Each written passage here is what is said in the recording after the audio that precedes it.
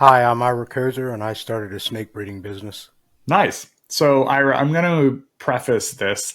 Maybe people who know you, know your business, I'm going to probably ask or say a lot of the wrong words. Okay. So, I'm going to say super ignorant things about because I just don't understand this world, which is why I'm really excited to talk to you about it. So, if I say things that, please correct me if I'm like using the wrong verbiage or I use the wrong language, whatever that looks like, because this is a very foreign world to me. Okay. So we're going to be talking about snakes. We're going to be talking about kind of the startup, why, and I want to get through all that. And then things that really fascinate me are like the genealogy. I don't even know if genealogy is the right word, but we'll get there when we get there. So give some context to the audience. How many current snakes do you have? I currently have 105 total snakes. Yes, it's amazing. How many years have you been doing this? I started this in January 2021. Okay, January 2021. It is now, okay, so a little over 3 years. Yep. So that's 30 ish snakes, 30 something snakes a year. The first year was a lot more than 30. Okay, fair enough. I mean, jumping into this, I needed the males, I needed the females. So yeah, it was probably like 60 the first year. Okay, Yeah. okay. And then it was, okay, then you got your other 15 to 20, 15 to 20 if they were split up evenly. Yep. Okay, cool. How many snakes roughly, let's say in the last 2 years, because the first one was kind of the anomaly, how many snakes do you normally breed in a year's time? That so the first year I bred seven. Okay, The second year I bred 17, okay, and then this year I bred 19. okay. All right, so you're So increase.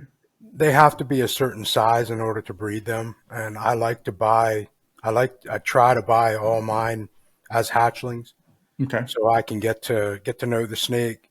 I can raise them.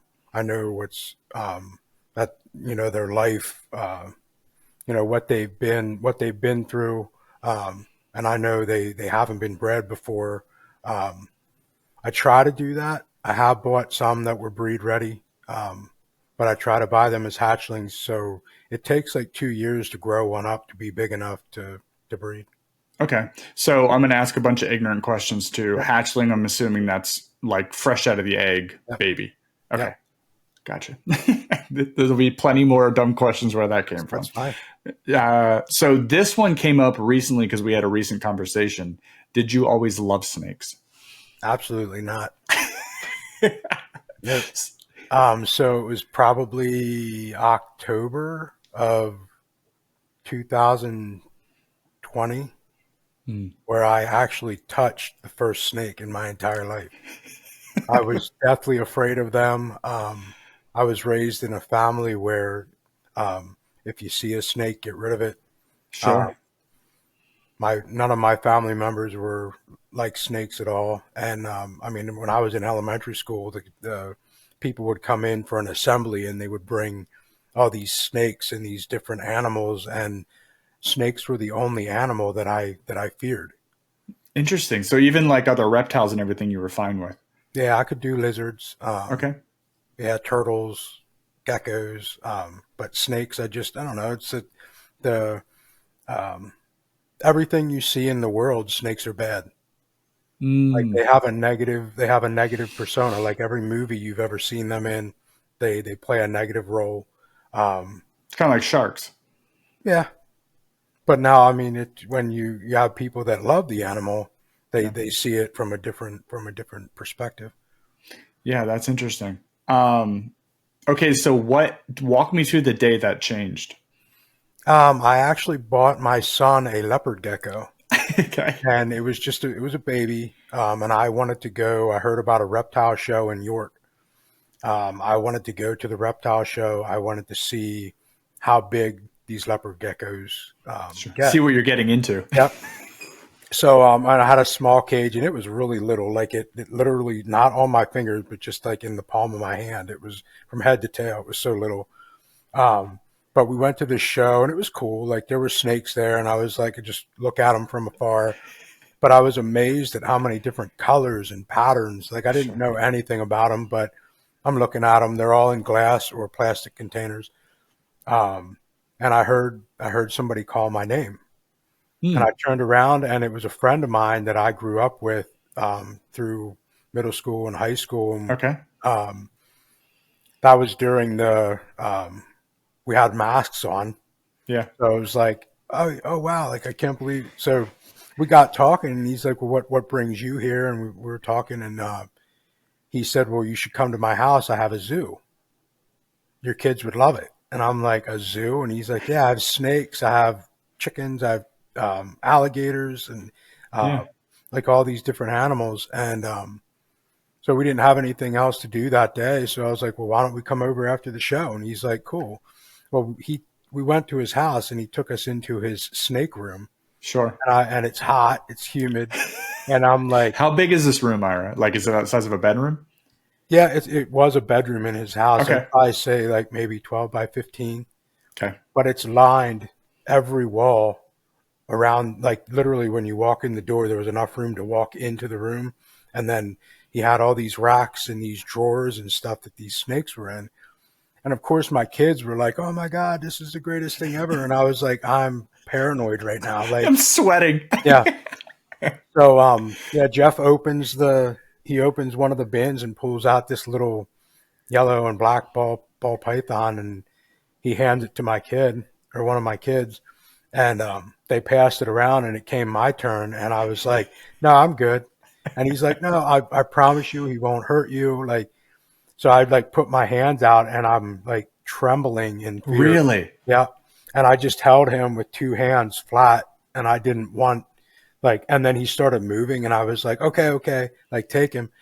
So he was like, you'll get over that fear. So it really interested me. Like, I wanted to handle more snakes. I wanted to get over that fear, and I would Mm. go to his house, and I would help him clean, just do preventive maintenance on the animals. Like, I would hold them while he was cleaning their bins or their tubs, or whatever.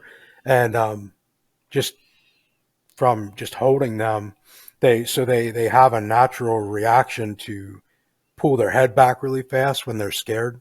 And Sure. that used to make me jump out of my skin.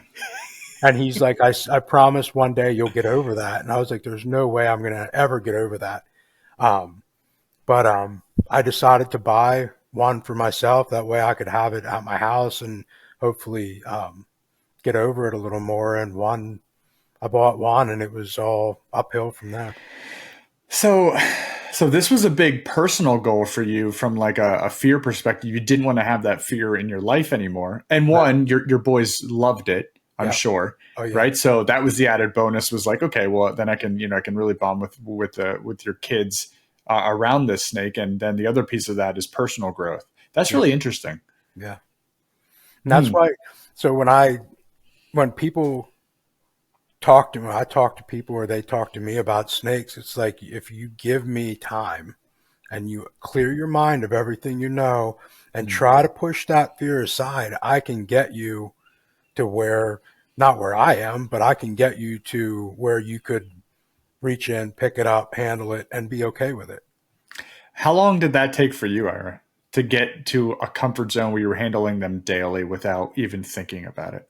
The first day when I held that first one, I ended up holding more on Okay. that first day. And the first one that I held was really little. Okay. So then I went to a bigger one, and then I actually put one of his giant berms on me that day. So like when I left there, I was like kind of over it, Okay, but cool. not over it. It was Yeah. definitely like, there's still, like, even today, sometimes like certain ones, like if I know they tend to be a little more striky than all the other ones. Like, if they move fast, like, it'll make me jump, but then I laugh about it because I'm like, oh, you got me. So Yeah, and I mean, from the sounds of it, it was a pretty, I don't know what the right verbiage here is, but like a deathly fear. You did not like them at no, all, and that no, was both since you were a kid, and then just like you said, general experience of how snakes are perceived in the yeah. world. And I remember, like, back in school when we had assemblies and stuff, going up, like everybody lined up and they had a chance just to like touch it. Yeah. And it's like I got there and I was like, no way. Like I can't. Mm. Like I just couldn't. So you even tried to push yourself to Yeah. that edge. And as a child, I could not. So So what made you jump from buying your first one into even thinking about like a snake breeding business? so in researching the first one that um, my favorite color is yellow. Okay. So my first snake was pretty much all yellow. Um, but just in researching like what genetic I wanted to buy for my first one, I realized I came across some pretty amazing Mm. snakes, and they were way, way, way out of my price range. Um, but I could buy two to make that one. And Okay. that's kind of what got me.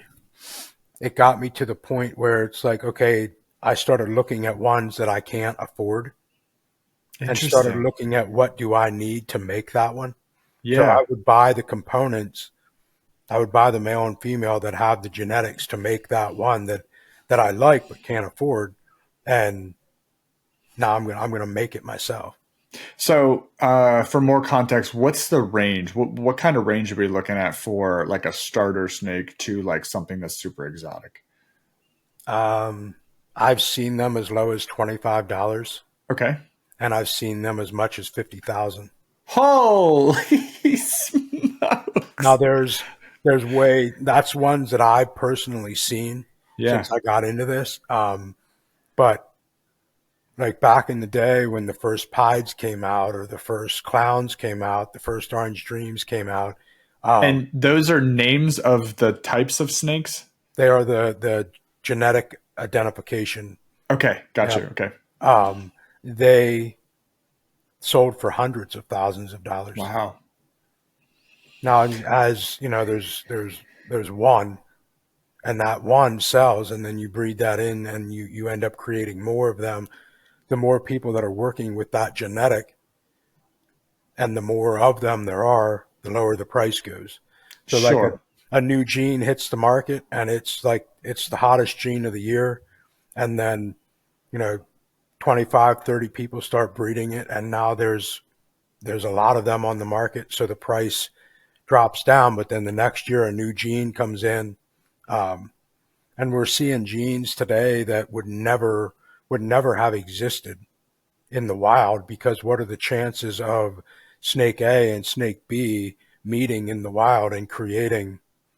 So Mhm. we're taking special genetics with even better genetics, and we're morphing them together, and we're creating these highly exotic, crazy colored patterned snakes, and it's absolutely amazing. Yeah, so it's very much supply and demand on that, right? Which is why the price drives up. But it's very similar to what they did with dogs, right? You would almost breed out the bad genetics of a certain breed to get a better breed that's a combination of two other species. Yeah. Yeah, that's interesting. Hmm. Okay, that's so fascinating. Um, next, I want to talk about snake care. You touched on it a little bit. So once you got your first snake and you brought that home and you really started getting into the whole breeding process, like what does a day look like in your first year? I guess it, and maybe that stayed consistent, but what does a day look like for you to care for these snakes that you have, for the 110 or whatever you have? Um, well, I check every snake every day. Okay. So their drawer is open, and I get a visual on them every day. Um, it's funny. They're kind of like kids, where if you clean up the area, then you turn around and look back, and they're already messing the area up again. And they don't obviously they don't have legs, so if they mess in their enclosure, um, and then they're moving around in there, it turns into a um, A mess. yeah, it's like they're painting, Yeah. and it's horrible. So I check to make sure water's good. I check to make sure that the husbandry is good, the temperatures are on cue, um, and make sure that they have everything they need. It's a timely process to go through Yeah. and check. Some of them like to spill their water bowls. So So some are temperamental versus other ones as yeah, well. yeah. They're not. Ball pythons are actually very calm in nature. Okay. They're actually more prone to, like, that's how they got their names. When they get scared, they tuck their head and they ball up into a ball. Okay. So they're not. When I open the bins, if I don't have any prey items in the room, if I open the bins, normally they retract, just from the movement of the bin. But it could take it could take an hour to go through them, or it could take 3 hours to go through them, Sure. depending how many messes, or how, if there's one that's in a shed cycle, there's special preparation that needs to go into taking care of that. I use a tag, I use the little colored paper binders Yeah. to identify what is going on with the snake, if they're breeding, if there's food in the bin, if they're in a shed cycle. They're all different colors and different locations on the bin. Um, did that answer your question? Yeah, no, it did, and it just it propped another one because I know you, and I know you're a highly organized person because I know you from work. Like I feel like the work Ira fits perfectly into this hobby because of the organizational skills that you can that transfer over, right? Right. Like you're looking after 100 and essentially 100 something children, right? Hmm. And they all are going through a different cycle, but that's what you're really good at. Right. Yeah. Yeah. Yeah. I have spreadsheets. I bet you do. I have like, I track everything the snake does. If the snake pees, if it defecates, if it sheds, if it eats, um, when I change the water. Um, Mm, so like, it's all, I do have an app that I use as well that uses QR codes, that I can scan the QR code and I can put all the information into the app. Um, so that's that, really got to help with a buyer because you have all of that. Like it's almost like having a record for a car that you're selling. right.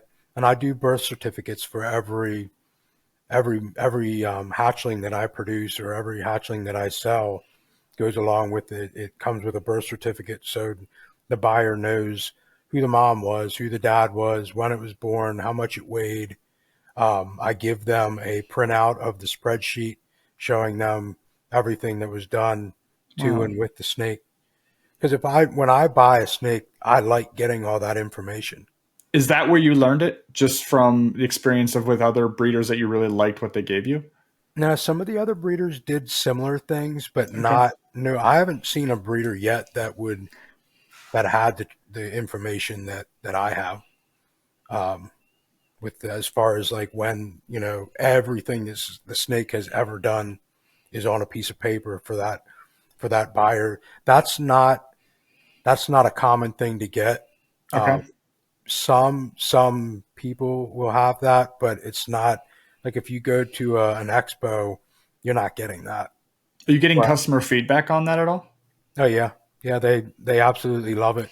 I bet. I mean, because it shows, like, you can literally go down through and you can look and you can see, oh, it shed this day and it went right back on food. Like, it has consistent um, bathroom habits.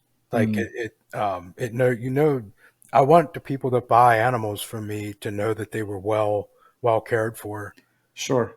So, does having that consistency in normal snake like living? I don't even know what I'm saying right now, but essentially to make sure they're on a routine with all normal snake activities, like that gives the buyer a lot of confidence. Like I don't, there's no hidden issues that I don't know about. Right. Yeah, when the snakes come out of the egg, they're pretty small. They can be 60 to 80 grams. Okay. Grams is how you measure their weight. Um, but I will not sell a snake that's any lower than 120. Okay. I've seen some at the expos where you could tell that it literally came out of the egg yesterday. Ooh. And there's no way that you can guarantee that animal is healthy. Mm, So I want all my animals to be 120 grams or heavier. I want them to have eaten at least 6 meals. I want them to have peed. I want them to have defecated. I want them to shed twice. So I know it would break my heart if I bought an animal for my kid and Yeah. my kid loved the animal, and then in a month the animal passes. So I want to make sure that the animals are healthy and they're doing everything, every bodily function that they can do has been done. Yeah, it's really responsible, Ira. That's huge props because not everybody thinks like that. You're not like obviously there's a money aspect to it, but really your name and the snakes being cared for is at the front end of that before the money. Right. Hmm. Yeah, it's definitely not. This is not a hobby to be in, and I mean, there's money to be made, but that's not like No, it's not like huge money. of Like, course. Yeah, it's a love for the animals and the process really. Like you right, have to love this process because they know you went so anywhere from 1 to 3 hours. But inside of that 3 hours, if it's a worst case scenario, you could be dealing with a different scenario for 50 different snakes. right, Like one's shedding, one's got to clean up the mess, one spilled the water bowl. Like it could be all over the place. yeah, yeah. No, it's definitely not a money thing. It's cool created when they come out of the eggs. It's like it's a mystery, and Mm. the eggs incubate for 60 days. So I get to stare at them for 60 days, thinking what's in there, like what color is it? Is it male? Is it female? Like it, and it's like the day they come out of the egg is like, oh my It's like god, Christmas. yeah, it is every time, no matter. And I get nervous when the eggs are in there and the snake's wrapped around them. Like I know exactly what I need to do, but Yeah. I'm so I'm so happy that they laid the eggs and that they're there. And it's like, okay, don't forget.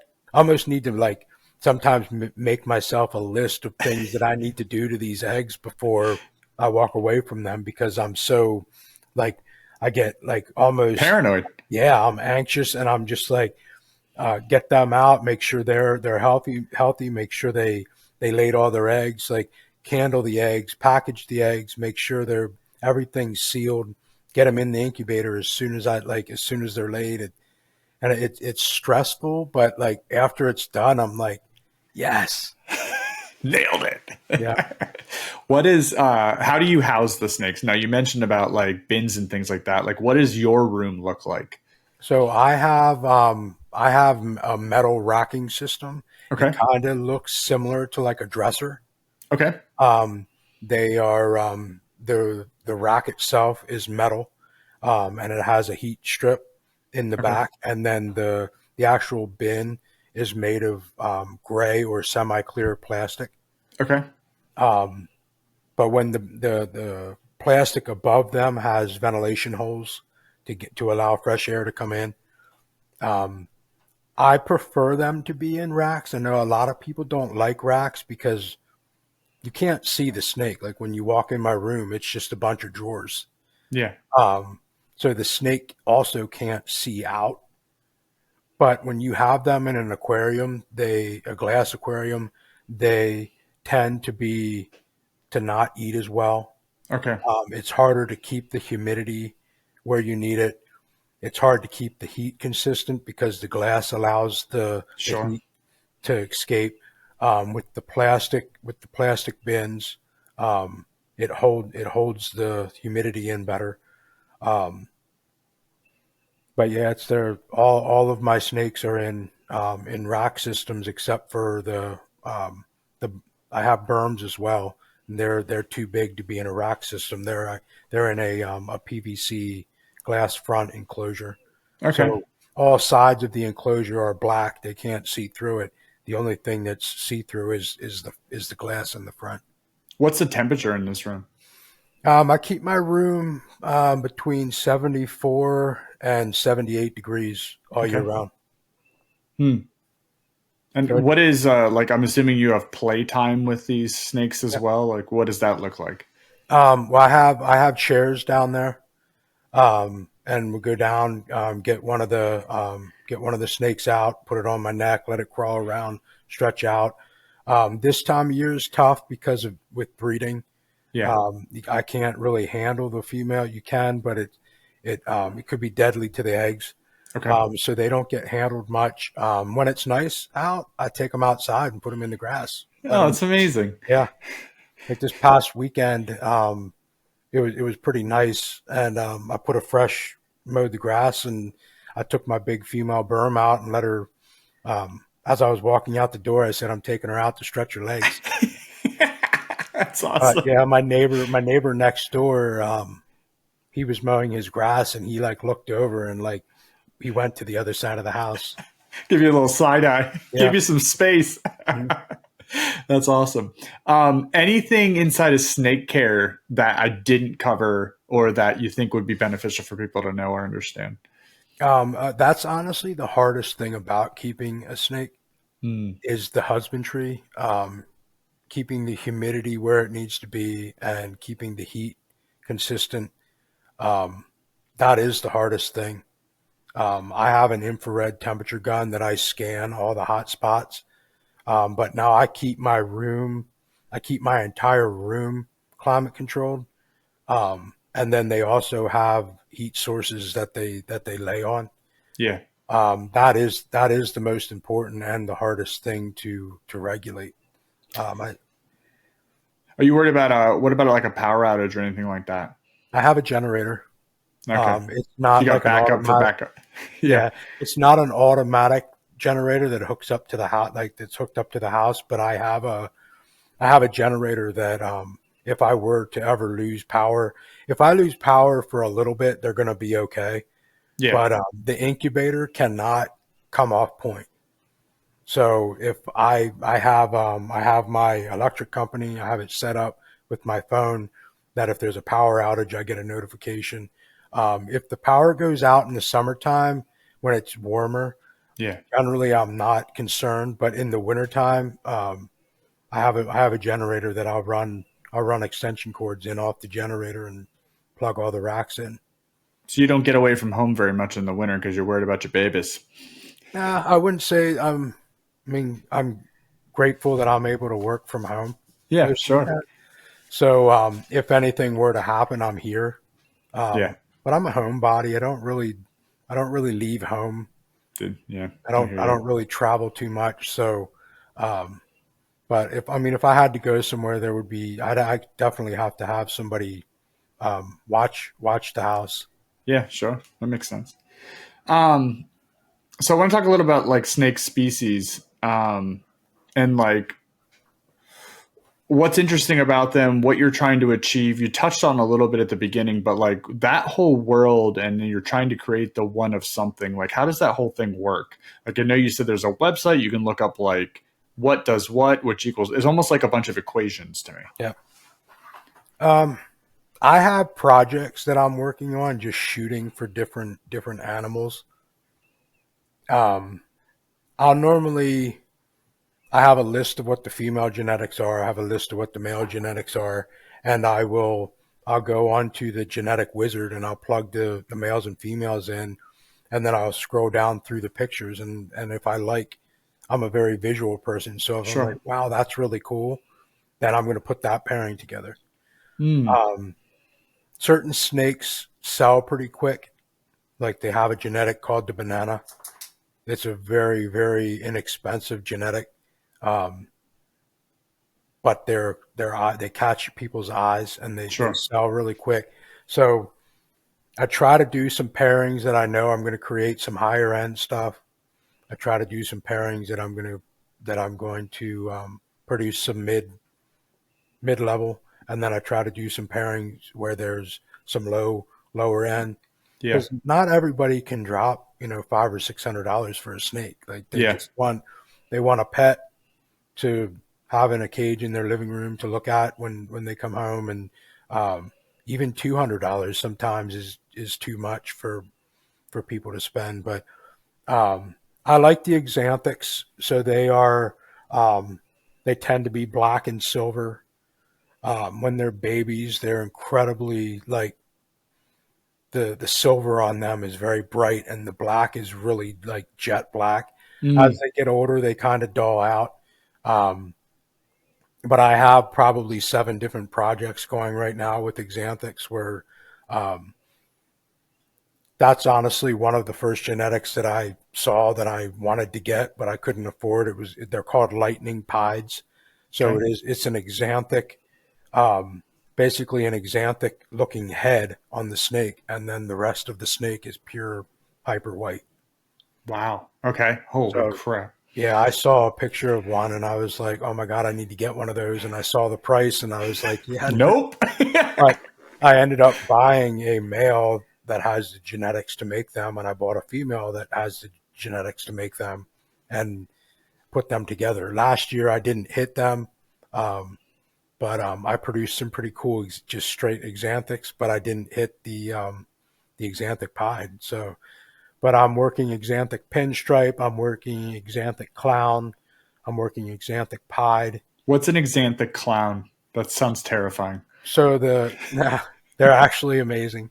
Um, the exanthic clown doesn't have it doesn't have a head stripe, or it doesn't have a head Mm. stamp. Sorry, um, but it's a black and silver snake with like a giant racing stripe down its back. Oh, okay, cool. And some of them get like the stripe will be like it'll almost be like wiggly, like it'll cross over their spine and like dip down on one side. Like the I don't know what it is, but the black and white, the Yeah. black, the silver and black, like they're so the colors contrast each other so much that Yeah. it's amazing.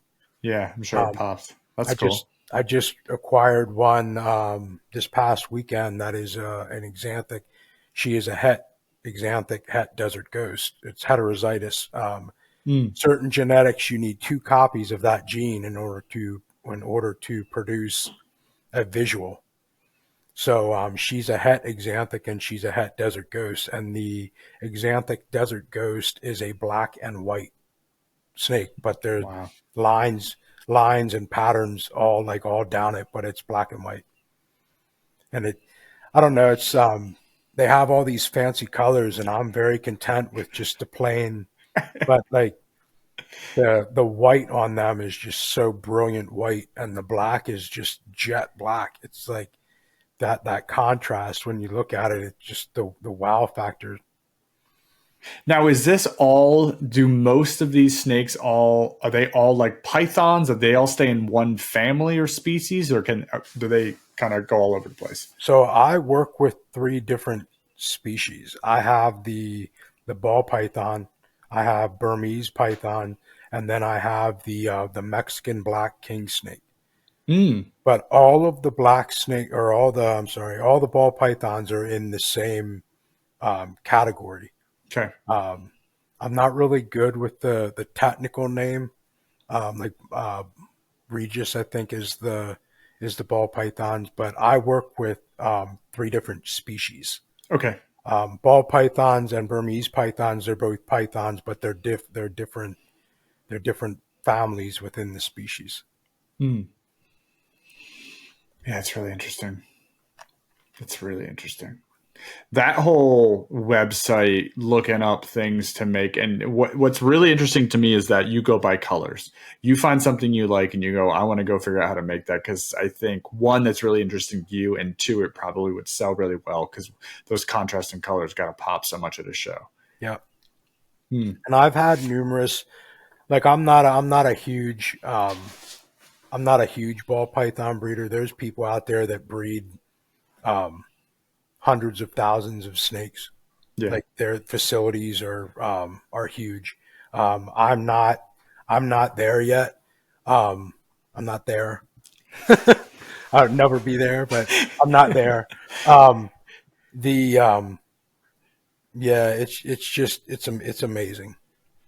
Interesting. Yeah. I want to talk about the shows next because this is really fascinating to me.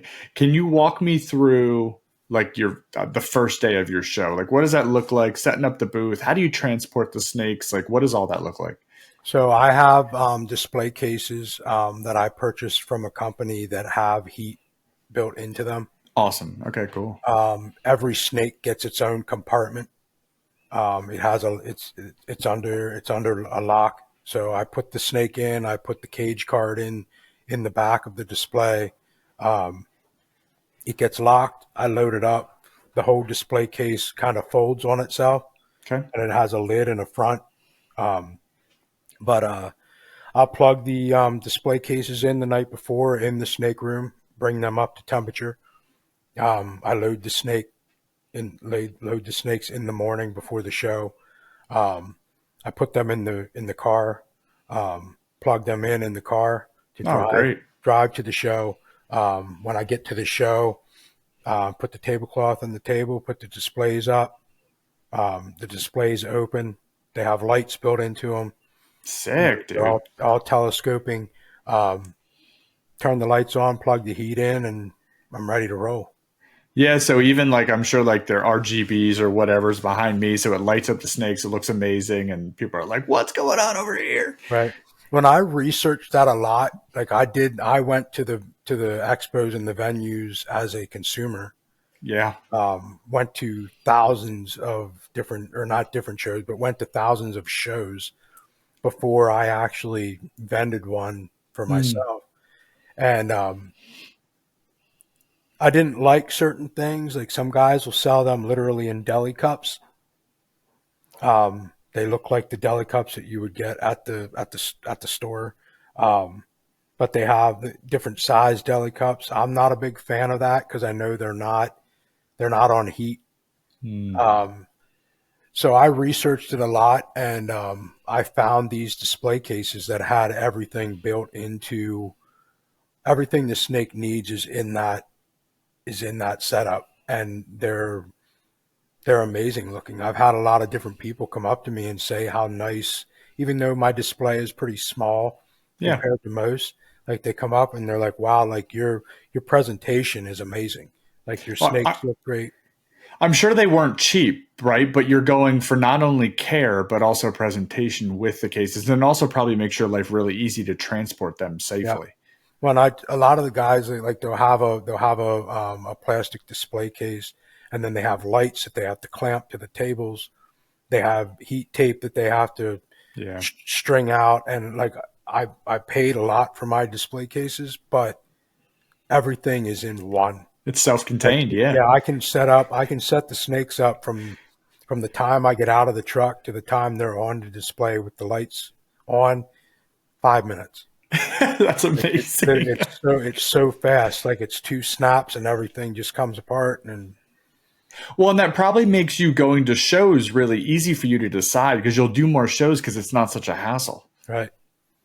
Yeah. Hmm. And I have one currently. I just do one table. It's one 8 foot table, and whatever you can fit on that table, you can display. This past weekend, I did do a show that I had two tables, and I was by myself for that show. Um, It was a lot. yeah, my wife didn't go along to that one, and it was a lot.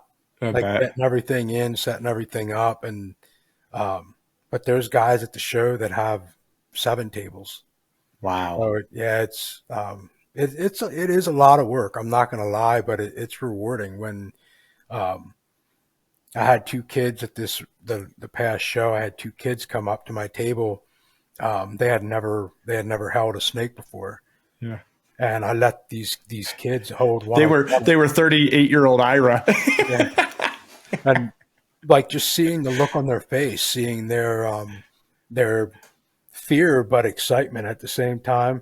was it may if I didn't sell anything at that show was worth going to just for that. Yeah, that's Yeah. fascinating. Yeah. So what does sales look like? Is there a lot of haggling? Like what does that whole thing look like at a snake reptile show? I've never been to one. It depends what it is. Like you have customers with buying anything that'll haggle you. Like Uh, Facebook Marketplace? yeah, I mean you could do a yard sale and have a 25-cent bin and somebody would ask you if you'll take a nickel. Like it's those people exist at the reptile shows. Most of the time it's me saying like they're on the ledge, they don't know if they want to pull the trigger or not, Sure. and I'll say, well, if you decide you want the snake, if you want to take it today, I can give you a discount. Cool. But yeah, no, it's with the you put on like everybody, like I might have a regular pied that I'm selling, and the guy at the table next to me has a regular pied, and our prices are $60 or $80 difference. Wow. Okay. But it all depends. I'm like, is it catchy? Like, is it are the patterns like a lot of people will pick up a snake and they'll look at it and they'll say, wow, like that pattern's really cool, even though it's the same snake as the guy has next to me, but having that weird pattern can, it's not necessarily that I would get it, but I'll mark it slightly higher than what I think it should be just because of that. Yeah, sure. It's a differentiator. Hmm. So besides snakes, you said it is. I'm assuming, are these all reptile shows, or do they have just snake shows? They're reptile shows. What's And I'm sorry, go ahead. No, go ahead. Any of the reptile shows, they're going to have lizards, they're going to have snakes, they're going to have geckos, turtles, um, monitors. Most of the ones I go to, sometimes you'll see alligators, crocodiles, snapping turtles. Like, um, it's What's the and it, craziest non-snake thing you saw at a show? um, there was an Asian water monitor a guy had, and What is a monitor? so a monitor has a tongue that's similar to a snake, where it comes out and it's forked, Yeah. um, and they eat, like a lizard will eat Okay. like crickets, Yeah. where monitors eat like mice, rats, Okay. like chunks of chicken. So the guy had an Asian water monitor, and I knew that they got big, and I've seen big ones, but I went into this show, and this guy had one. I swear the thing was like 10 feet long. Holy Like it, smokes. it was just the biggest monitor I've ever seen in person, and I was like, "That's amazing." And he's like, "I have one at home that's bigger than this," and it's like, oh, What's the largest snake you've ever like seen face to face or come in contact with? um, I went to Brian Barczyk's facility out in Michigan, the Okay. Reptarium. He has a green anaconda, Really? and she's ginormous. They're like the heaviest. They're not the longest snake, but they're the heaviest bodied, and she's huge. One person it has a hard time handling her by herself. She's so big. 23 feet long is probably the longest retic Wow. that I've ever seen or handled. Um, yeah, the big snakes are fascinating because they're just like, my buddy Jeff does all Burmese pythons, and he has some really big Burmese pythons. He has one. Her name's Big Mama. She's an albino. She's gorgeous, but she's just so big, and just her moving. To pick something up that weighs 100 pounds is easy, but like if you're picking something up that weighs 100 pounds that's moving, it's like trying to carry a hundred pounds of water Yeah, in like a waterbed. in a tub. Like it's just you think you got it, and then she just moves a little bit, and you're like, nope, nope, don't got it. But What does getting Big her, Mom? What does she eat? she eats rabbits, Wow. Okay. frozen thawed rabbits. She's eaten chickens. Okay.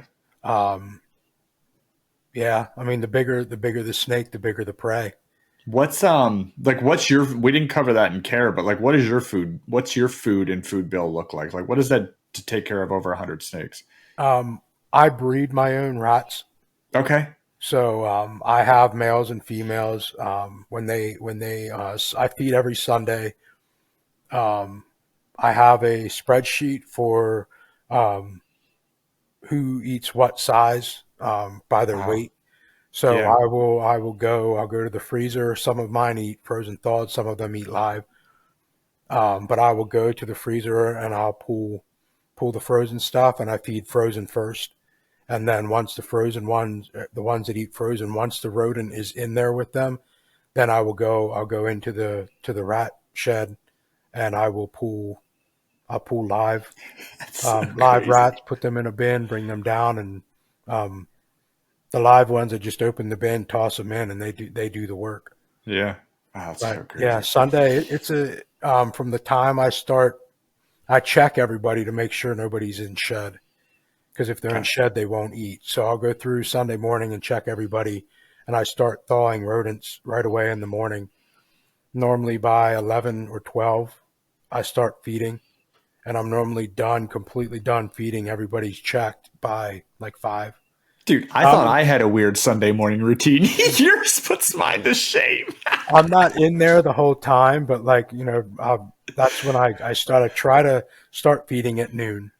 And Okay. then by the time I give everybody, I take the rodents in, they feed. I go through and check to see who ate. By the time everything is cleaned up and done, it's normally 5 o'clock. Jeez, dude. They are your Yeah, babies. How yeah. far have you traveled for a show? Um, for a show, I stay local. Okay. What Um, about one you're not selling at? um, I don't really travel to two. I do want to get out to Tinley Park. Um, What's that's that? a that's a huge reptile expo where all of like the big The heavy boys, hitters? yeah, the heavy big big time snake breeders. They're at that show. That's in Michigan. Okay. Um, I traveled to Michigan um, to do my buddy was actually doing a podcast with Brian Barchak. Okay, So cool. we drove out to Michigan and we spent the weekend out there. And I've driven to Florida to pick animals up, Yeah. but I've never gone like Pennsylvania, Maryland is as far as I go for the shows. Okay, cool. What do customers expect walking into a show? Like what are they looking for? What are your consumers looking for? And I guess that depends who the consumer is. Some people want like the best deal, the cheapest price. Okay. Other ones want the highest quality. Um, for me, like you can tell when somebody walks up to the table if they're interested in what you have. Some of the shows that I've been, they're known for walkers. So it's Mm. somebody that just comes in just for something to do for the Yeah, day sure. and just walk around and see the animals. Um, but yeah, I mean um, man, there's people that will buy anything, and then there's people that are very particular and fussy at what they buy. Yeah. So the expectation, yeah, It's everything in between yeah, like yeah, anything else. yeah. Okay. How do you differentiate yourself from other sellers? Like what are some things you do special besides like giving all the data that you talked about? But that's one, and I'm open to give anybody any information. Cool. Um, if they say they have a snake and they're having issues with it eating, um, I'll talk and talk and talk all day with somebody just to make sure that the animals they have, they try everything, you know what I mean, before Yeah. they just, oh, I can't get it to eat, I'm going to give it to somebody else. Yeah. Um, but the information that I don't withhold any information, so that I praise myself for that. Um, but I didn't know anything at one time, Mm. and I relied on a lot of people to help me learn and guide me through and what do I need to do and what don't I do, what shouldn't I do. Um, but the information, the documentation, is I feel is what puts me above. Okay. Do you feel the community is helpful? Like just the snake breeding reptile communities? I mean, obviously you had help from some specific people. One was your very good friend, but overall? Absolutely. I honestly have not met anyone in this in the reptile community that isn't um, if you ask the right question, they're not willing to give you whether it's a genetic question or Mm. whether it's like a husbandry. Um, a lot of people won't do like the health side of it. Like if the snake's not doing something, it's not eating. But if all the people that I know, if you ask the right question, they're more than willing to give you the answer. Do you sell away from shows? Yes, I have an online platform that I use to sell animals on. What is it called? Where can people Uh, find you? It's called Morph Market. Okay. Yeah. So MORPH or yeah, MORF? Morph. Okay. Market. Yeah.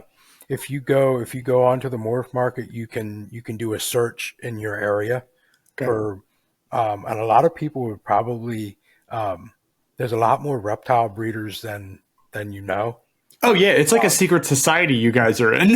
Yeah, like your neighbor could have a breeding facility in their house and you would never know it. Sure. Um, the Morph Market platform is great. You can go in, you can search your location, so you can find a breeder that's within driving distance, or if you have a certain genetic that you're looking for, you can search that genetic. Okay. You can just do a general ball python search, and it'll just you thousands of pages of snakes that are for sale. So if they really liked obviously the way you take care of your pets, how do they find you specifically, Ira? You can do a filter search where you can search Sizzling Serpents, And that's and SIZLAN serpents, correct? yeah, Okay. Yeah, um, that's cool. so How'd you the come up with the name? I I love the knew you were name. gonna. I was getting ready to say that. So I was at we were watching fireworks in Marietta with my best friend, and I was like, man, I need to come up with a name. And he's like, you should do um, like sizzling. And I'm thinking, okay. So my son's name is Skylar. Okay. I'm Ira. My other son's name is Xander. My wife's Hey, name is Laurie, and um, her daughter is Alyssa, and her son is Nick. get out of here, dude. SIZLAN. It covers Yeah, the whole fam jam. yeah, That's brilliant, dude. I like that a lot. yeah. Okay. So, That's really yeah, cool. that's how I came up with that. But I thought it was cool. Like, not a lot of people know how I came up with that name. Um, but I thought it was a cool. It ties the family into it. So Is the family a huge help with this whole thing? my wife is. Her daughter hasn't warmed up to them yet. Yeah. My kids, Badooch. yeah, my kids love it.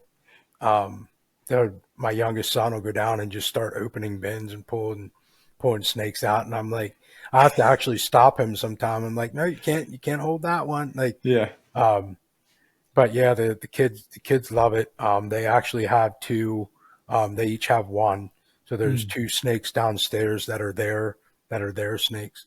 Um, Laurie has she has two that are hers. nice. So How yeah, many do you personally have that you'll never sell? um, there's probably only a handful that Okay. I would never sell. So I have a blue-eyed Lucy that she holds sentimental value to me, and the first one that I ever bought, Okay, cool. I probably would never let him go. But all of the other ones at some point, as projects change and Sure. they'll get rotated. Do you name them all? Yes, sir. That's brilliant. Every single snake has a name. What's your favorite name right now? Um, Man, that's a hard That's like question. asking for your favorite kid. A lot of the snakes get named like if they did something when I first got it, Okay, cool. or if they have a pattern, Okay. or I had one that the show was Emmetsville Road, and I, Okay. I bought this snake there and I couldn't figure out what to name him, so I just named him Emmett Yeah, because the okay. show was on Emmetsville Road. What's the Um, funniest name then that you have right now that you just makes you chuckle every time you got to um, play with it? Scooter. For a snake because it scoots around. Yeah, yeah. Did you like ride? Is it because it scoots around, or did you ride your scooter to pick it up? No, when he was little, he was really flighty, Okay, and he was fast, so I just named him Scooter because he just scoots a that's lot. that's Um, awesome. but yeah, I have a popper. My son actually named him. All of the exanthics I try to name them like a firearm. Okay, Like I have a Ruger, I have a Glock, that's cool. I have a Taurus. So I try to use like some kind of like gun. I don't know why I ever started that. It just happened. There's plenty of But guns out yeah, there, so you might yeah, not run out. yeah. So like I try to do that, but some of them like if they have a weird pattern, I have an oblique. Mm. Her name's Oblique. But yeah, um, they all get names. Are you ever sad when you sell them? Some of them, yes, yeah. Really? Some, yeah. What's the differentiator between yes or no? It just depends, like how they look. Like if there's one, Mm. I want to keep them all when they come out of the eggs. Honestly, like I don't want to sell any of them, but there'd be no My point. children. Yeah, there's no point in doing this or having this hobby if I don't try to reclaim some of my Yeah. my costs. But some of the ones, and I'm like, wow, this thing is so cool looking, but it's genetics that I already have somewhere else in my collection. So it's like I don't necessarily need to keep that one, but Mm. it's so cool looking. Um, but yeah, I do. Like there's a couple that I've said, like, man, I'm gonna miss that one. Yeah, no, not that You're not one. wiping tears? No, but it's just like when you open their bin and they're not, and or when I move, like once I sell one, I'll move all the bins around to fill in the holes. And like when I'm used to opening that bin and seeing like a white and yellow snake in there, and then I Yeah. open it up and it's not there anymore. It's like So it's like kicking the normalcy. You like getting a pattern, and then when that pattern gets broken, that's what's upsetting as a human being. right, Yeah, that's interesting. So one thing I want to touch on real quick is like the learning curve for this startup, dude. I just want to give huge props to the you found something and you jumped over a fear by buying the first one or holding your first snake, and then you instantly went into like a research mode because you thought it was interesting, I'm assuming. yeah, And but then that took you down this like the learning curve to get into this type of thing is so steep. yes, And so you just kept researching and I'm assuming just asking questions of your yeah, friends. yeah, yeah. Like My how long did mentor, that take to like wrap your arms around, like to have enough to say, I'm actually going to have a go at this? I'm still wrapping my arms around it. I Like bet. I mean, it's a nonstop, like it's a nonstop learning process with the genetics. That was the hardest. That was the hardest thing for me. Like the husbandry, I got that fast. Like I understood that. I knew what needed to be done. But the genetics, like that's honestly one of my biggest fears in this hobby is I'm pairing an animal that has five genes and I'm Mm, pairing another animal that has five genes. The possibility of the number of genetics that can come from that pairing is almost endless. Like wow. it can be any one or any two or any three or any four or any five in any, and it's being able to identify what I created in order to know how to sell it was the that still is the scariest part of this whole Mm, adventure for me. I definitely do not want to sell an animal to somebody and say it's something that it's not. I gotcha. So a Because lot of then it could times, be detrimental to the snake and to yeah, the because owner. if they take that snake thinking that they have a genetic and they take that snake and they put it to another snake and they never create what they, and then here they find out um, as this whole hobby evolves, there's actually genetic testing that Mm, you can send their shed out to a wow. lab and they can genetically test the animal and tell you if it has any if it has any like hidden if you can't see if something's het for something. Right. It's a hidden gene. Either the mom or the dad was a visual to make a het, and you can send their shed out and you can have them tested, and it'll tell you exactly what the snake is. Now, the genetic testing doesn't cover all of the genetics; it only covers some of the bigger ones, some of the Yeah. ones that are misidentified a lot. If I have a snake that I think it's something, I'll say it's possible. Like I'll put on their tag that it's a possible yellow belly or, Sure. um, but unless I know 100% for a fact that it is what it is, I'm upfront with the customer and saying, look, I think this snake is this, this, and this, and but it could be this as well. So just Yeah, letting them know that that genetic possibility is there.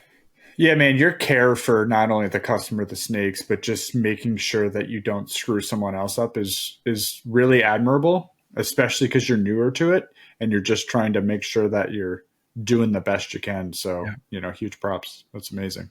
I feel like I'll always hold that, no matter how big Sizzling Serpents becomes. Like I'll always hold um, that quality. Like Sure. if I can't do the quality if I get bigger and I can't keep the quality, then I'll Yeah, downsize and just keep it too big. small. Yeah, I'll go as Yeah, big as I can until it starts affecting the quality. yeah, that's really good. What three piece of advice would you give to somebody who's trying to do something like this? Make sure you do your research. Make sure you spend the time to know what you're getting into. Sure. Make sure that you have a reliable food source. Mm, Whoever you buy your rodents from, make sure that they're reliable. And On top of the research, make sure that the cost of feeding a huge collection is, if you don't breed your own rodents, is very expensive. sure. Um, and the third, That buy a was lot, three, but give me another one. Give me a yeah, bonus one. buy a lot of paper towels. For cleanup, I'm assuming. Yeah. I go through a giant like 12 pack of paper towels in like a week. Yeah, I can Like imagine. that's how I clean everything, and I have a cleaner that I clean the bins out with, but everything is done with paper towels, and it's a lot. Yeah, sure. Top three favorite snakes you have owned and why? Um, I would like to do the Xanthic pied, the lightning pied. Um,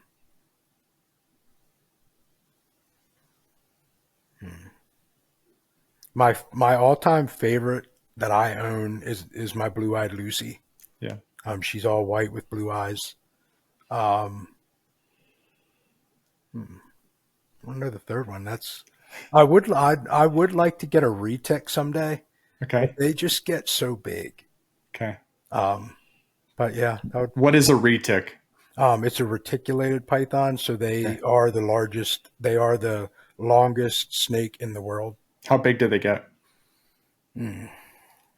I've seen one in person that was 23 feet, but I'm sure there's probably longer ones than that out there. They just Sure. just go. It's amazing like how long they get. They're big bodied as well, but they're the longest snake, not the heaviest. But I'd love some of the colors and patterns on them is just amazing. So I would like to have one of those someday, but yeah. Understood. Not yet. Yeah. What's your favorite part of this whole process? Um the eggs hatching. Get out. That's Yep. cool.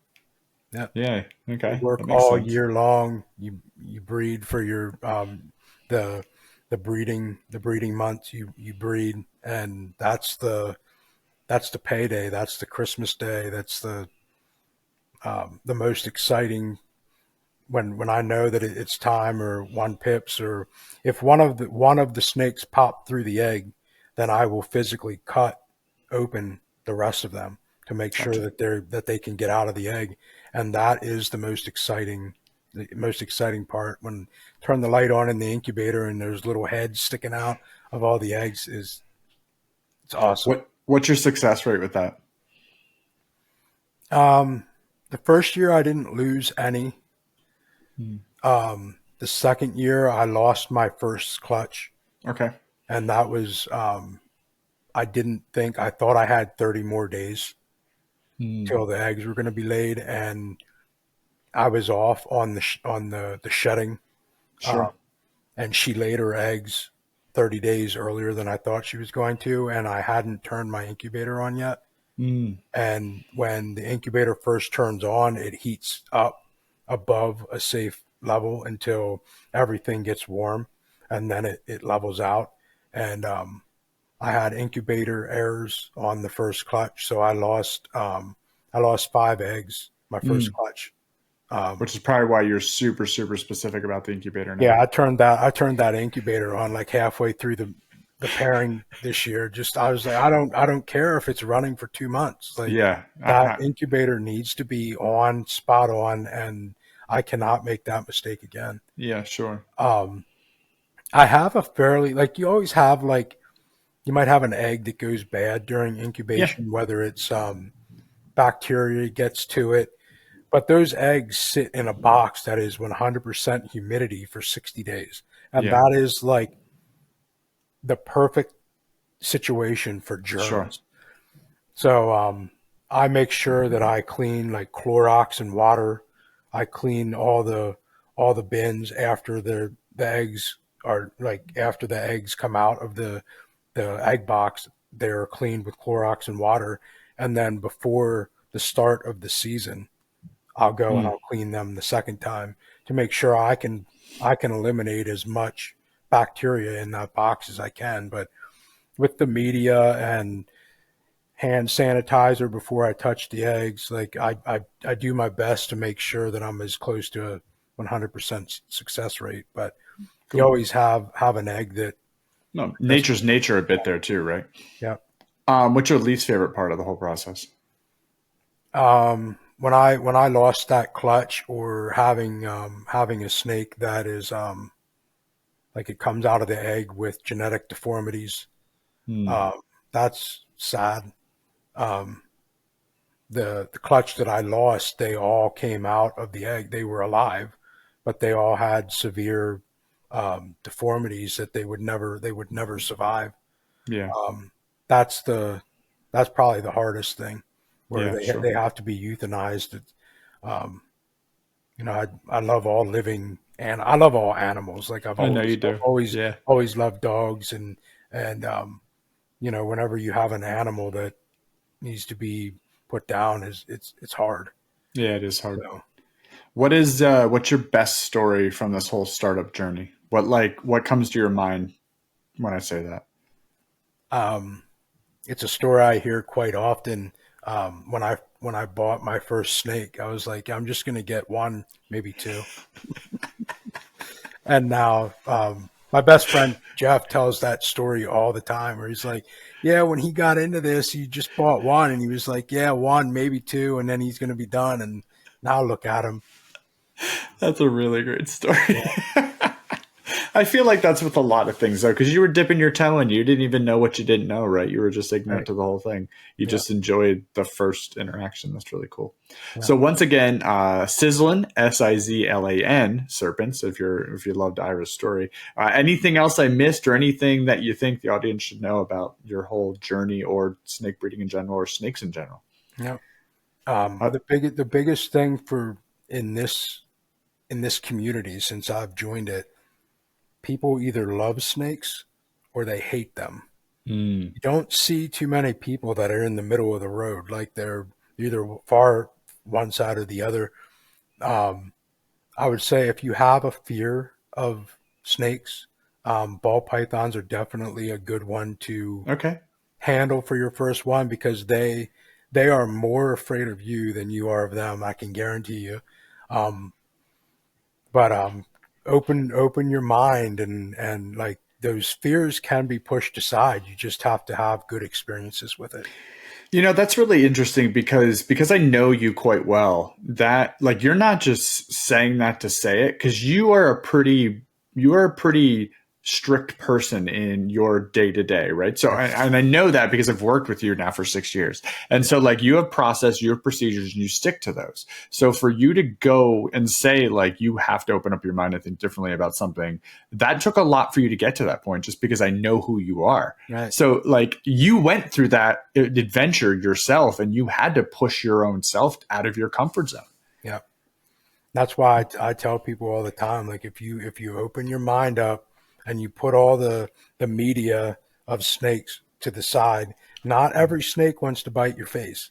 Like not every snake wants to harm you. Like they are literally the babies are in the ball pythons, the little babies coming fresh out of the egg, they're the most violent ones. Hmm. Just because they literally just came out of a Yeah, water, it's the world. They're terrified. and it's like, what is this, and why are you looking at me? And they're trying to defend themselves, like Yeah, they're so scared out of their mind. Um, but yeah, it's just the world of snakes. A lot of people don't like to step into it. yeah, But if you find somebody that has one that's really friendly, and just step out of your comfort zone just a little bit, and the world will. I'm not saying that you would want to start breeding, but um, the you'd be more comfortable. I don't care for wild snakes, just because there's no way for me to know what they are. I don't want to harm them, but I right. will give them their respected space and just view from afar. But yeah, step out of the comfort zone, and you'd be surprised. Yeah, that's really good, Ira. That's a Yeah, great way to end. So once again, Sizlan, and then actually has meaning, and I loved you giving that meaning. That was amazing. And yeah. that's Sizzling Serpents, and that website or that app once again was Morph market. Morph Yeah, Market. You can I look that up. have I have a Facebook for Okay, Sizzling cool, Serpents. I have an Instagram for Sizzling Serpents. awesome. It is a lot to maintain all that. Oh yeah, dude, I I know. normally just post. Yeah, I normally just post, like, if I'm in the snake room and there's a cool picture moment, I'll take it. I'll post it. Okay, I'm not on there every day, posting all the time, but it's just like the highlights, or when I have sure. eggs, or if I have hatchlings or whatever. So, yep, But Facebook, DMs Instagram. are open on both those platforms if you need to get a hold of you or want to ask questions or anything Yep, too. absolutely. Awesome, dude. Well, thank you so much for coming Yep. on. Thank you for having me. Yeah, man, you did a great job. And once again, Sizzlin, Sizlan, Serpents. And you can find them either Facebook, Instagram, or Morph Market, Morph. Yep. All right, thanks, brother. All right. Thank you.